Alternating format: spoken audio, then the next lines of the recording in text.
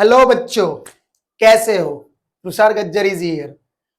आपके माइंड में एक प्रॉब्लम है कि सर 10th के बाद 11th हमको लेना है, साइंस में जाइए, कॉमर्स में जाइए, आर्ट्स में जाए, बट उसके लिए आपको इस प्रॉब्लम का सॉल्यूशन के लिए आपको अगर साइंस में जाना है तो हमने 11th साइंस के बच्चों के लिए एक 10th से जुड़ता हुआ और 11th को टच करता हुआ एक ब्रिज का एक कोर्स बनाया है, तो उसको हम लोग बोलेंगे ब्रिज कोर्स। मैंने स्टार्टिंग हिंदी में की है, बट हिंदी नहीं है, मैं गुजराती मीडियम वाળાના બાળકોને આવું ભણાવીશ। તો બેટા તમે લોકો અત્યાર સુધી જે શબ્દો ભણ્યા છે એમાં જ હું કેટલાક ટોપિક ચલાવીશ। પહેલો ટોપિક છે, તમને યાદ હોવો જોઈએ કે સર પરમાણુ એટલે શું? બાળકો, ઘણા બધા બાળકોને તમને પણ ખબર હશે કે આ પરમાણુ શબ્દ નથી ખબર હોતો। તો પરમાણુ કોને કહેવાય? તો વિદ્યાર્થી મિત્રો, તત્વના અતિ સૂક્ષ્મ કણને પરમાણુ કહે છે। એક મિનિટ ફોન સાયલેન્ટ કરી દઉં છું। ઓકે, તો ફરીથી બોલું છું, પરમાણુ કોને કહેવાય? તો તત્વના અતિ સૂક્ષ્મ કણને પરમાણુ કહે છે। વિદ્યાર્થી મિત્રો, આ મારા હાથમાં સોનાની વીંટી છે, આનો એકદમ ભૂક્કો કરી નાખીશ અને એનો નાનામાં નાનો એક કણ કે જેનું આગળ વિભાજન હું કરી શકીશ નહીં, તો એને કહેવામાં આવે છે પરમાણુ। તો પરમાણુ એટલે શું? તો તમને મેં વ્યાખ્યા આપી કે તત્વના અતિ સૂક્ષ્મ કણને વિદ્યાર્થી મિત્રો શું કહીશો? પરમાણુ। ઓકે, તમે લોકો ભણી ગયા હશો કે ભાઈ હાઇડ્રોજનના પરમાણુ, ઓક્સિજનના પરમાણુ, નાઇટ્રોજનના પરમાણુ, આ ટાઈપના પરમાણુ તમે નામ સાંભળ્યું હશે। હવે સર પરમાણુ તો ખબર પડી ગઈ અમને, પણ સર તમે એક બીજો એક ક્વેશ્ચન પૂછી નાખ્યો, તત્વ એટલે શું? તો પરમાણુ પછી બીજો શબ્દ છે તમારો તત્વ।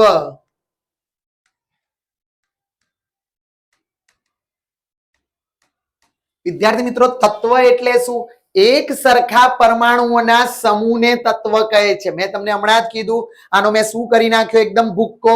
હવે જુદા જુદા પરમાણુ બધાને આપી દીધા, બધા જ સોનાના પરમાણુઓ ભેગા કરું તો એક સોનું બને, ને સોનું શું છે? તત્વ કહે છે। તમે આવર્ત કોષ્ટકમાં 108 તત્વોના નામ જાણો છો? જાણો છો કે નહીં? જાણો છો।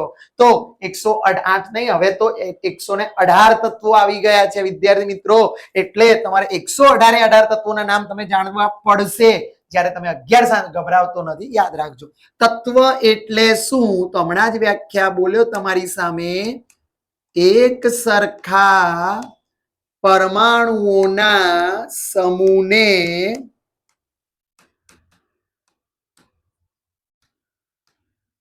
વિદ્યાર્થી મિત્રો શું કહીએ છીએ આપણે? તત્વ કહે છે। યાદ રાખજો, એક સરખા પરમાણુઓના સમૂહને શું કહે છે? તત્વ। એટલે કહેવાનો મતલબ, મારી જોડે ચાંદી હોય તો ચાંદીના બધા જ પરમાણુ ભેગા કરું તો ચાંદી શું બને? તત્વ।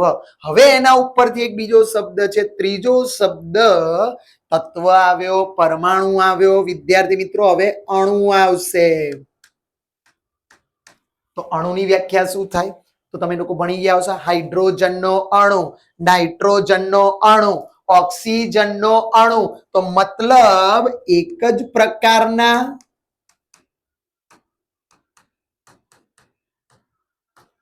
અથવા જુદા જુદા પ્રકારના પરમાણુ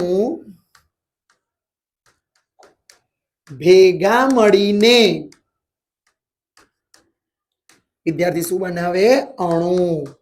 લાઈક તમને એક ઉદાહરણ આપું, H2O નો અણુ કહેવાય।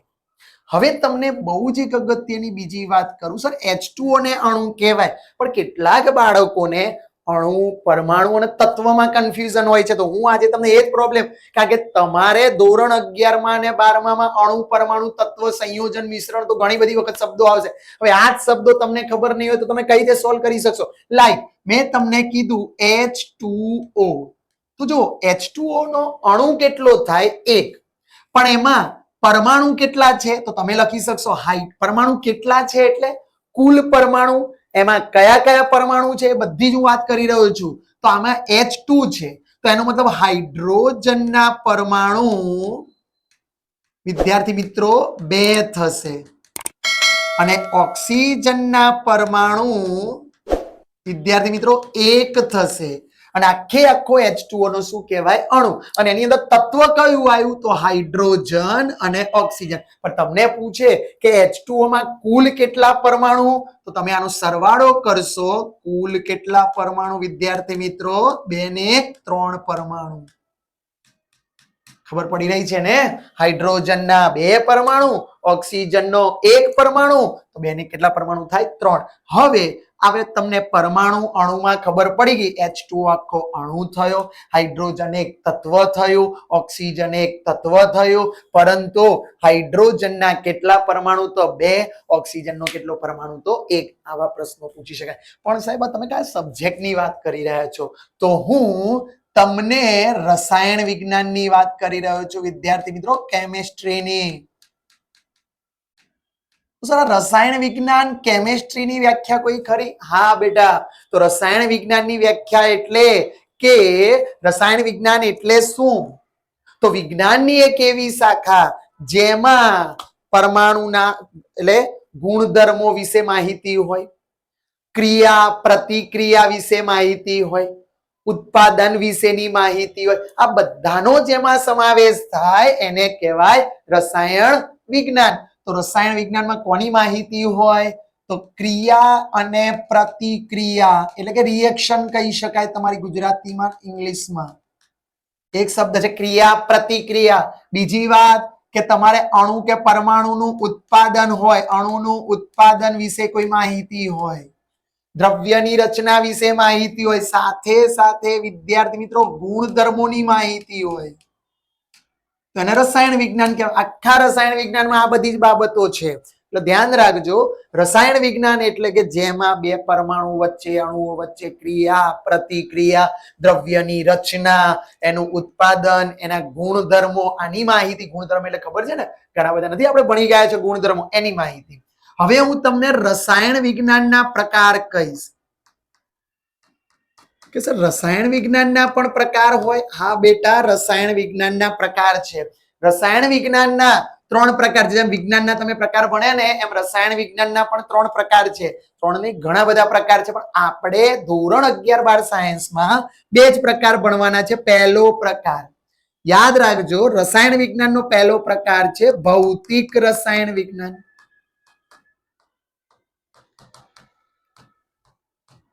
બીજો છે અકાર્બનિક રસાયણ વિજ્ઞાન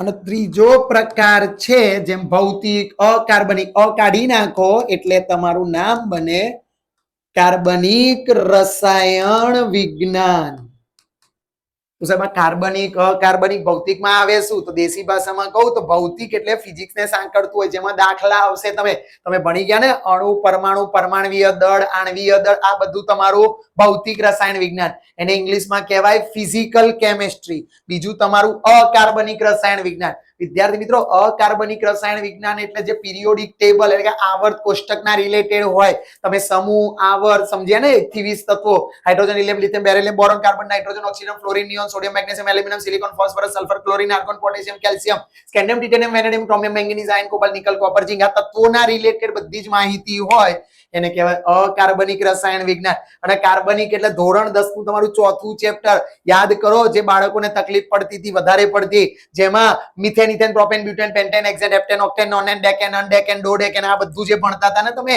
methanoic acid ethanoic acid formic acid formaldehyde acetaldehyde આવું બધું એને કહેવાય કાર્બનિક રસાયણ વિજ્ઞાન તો તમારે આપણે ધોરણ 11-12 માં આ 2 વિજ્ઞાન નહીં સોરી 3 વિજ્ઞાન ભણવાના છે ભૌતિક અકાર્બનિક અને કાર્બનિક હવે તમને એક બીજો શબ્દ થશે કે દ્રવ્ય એટલે શું વિદ્યાર્થી મિત્રો દ્રવ્ય એટલે શું તો દ્રવ્ય એટલે જે કદ રોકે અને જે વજન ધરાવે હવે આપણે કેટલાક આવા દ્રવ્યો વિશે માહિતી તમે ભણી ગયા છો આ બધું હું તમને 11 સાયન્સ નું જ ભણાવી રહ્યો છું પણ 10th માં તમે થોડી ઘણી માહિતી છે એટલે 11 માં આપણે ભણીશું તો સર આ દ્રવ્યના પ્રકાર સમજાવશો તો હું તમને સમજાવી દઉં દ્રવ્યના પ્રકાર. એક દ્રવ્ય કહેવાય ઘન. ઓકે, તો દ્રવ્યમાં વાત કરીએ ને 3 પ્રકારના દ્રવ્ય આપણે ભણવાના છે. પહેલો છે ઘન, બીજો છે પ્રવાહી, ત્રીજો છે વાયુ. ધીરે ધીરે હું થોડોક આગળ જઈશ. તમને ઘન પદાર્થ કોને કહેવાય તો તમને ખબર છે, જેને ચોક્કસ કદ અને આકાર હોય. પણ સૌથી મહત્વનો ગુણધર્મ યાદ કરો તો ઘન પદાર્થના પરમાણુ વચ્ચે આંતર આણ્વીય આકર્ષણ વધુ હોય. એટલે કે આંતર આણ્વીય આકર્ષણ વધુ અને પરમાણુ એકબીજાની નજીક હોય. આ યાદ રાખજો. બીજો મુદ્દો ઘન, પછી શું હશે વિદ્યાર્થી મિત્રો? પ્રવાહી. તો પ્રવાહીને ચોક્કસ કદ હોય, ચોક્કસ આકાર હોતો નથી. જે પાત્રમાં ભરવામાં આવે એવો આકાર ધારણ કરી રહે છે. ધારો કે મેં આ પ્રવાહી છે, આ પ્રવાહી છે જોજો, તો આને મેં ગ્લાસમાં ભરેલો છે, તો અંદર જે તમારું પાણી દેખાઈ રહ્યું છે ને વિદ્યાર્થી મિત્રો, એક પ્રવાહી છે. મેં ગ્લાસમાં ભર્યું તો ગ્લાસ જેવો આકાર ધારણ કરી લીધો, પણ હું આને બીજા કોઈ જગમાં ભરી દઉં તો જગ જેવો આકાર ધારણ કરી લે. તો આ એક પ્રવાહીની વાત કરી, બરોબર છે. અને પ્રવાહીને ચોક્કસ કદ હોય છે, યાદ રાખજો, પણ ચોક્કસ આકાર હોતો નથી. તો સાહેબ એના પરમાણુ વચ્ચેની જગ્યા કેવી હોય? તો ઘનની સરખામણીમાં અણુઓ વચ્ચે અથવા પરમાણુ વચ્ચે જગ્યા વધારે હોય, પરંતુ વાયુની સરખામણીમાં ઓછી હોય. ઘનની સરખામણીમાં જગ્યા વધુ,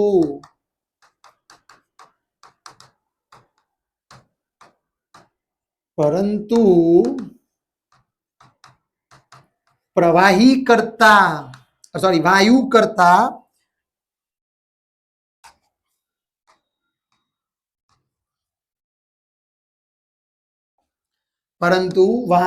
કરતા ઓછી હોય.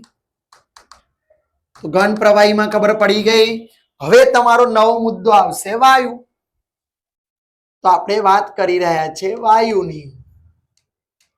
તો સર વાયુમાં શું હોય?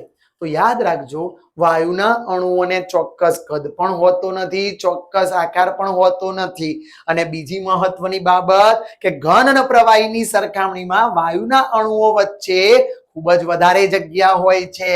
તો લખી શકાય, વાયુના અણુઓ વચ્ચે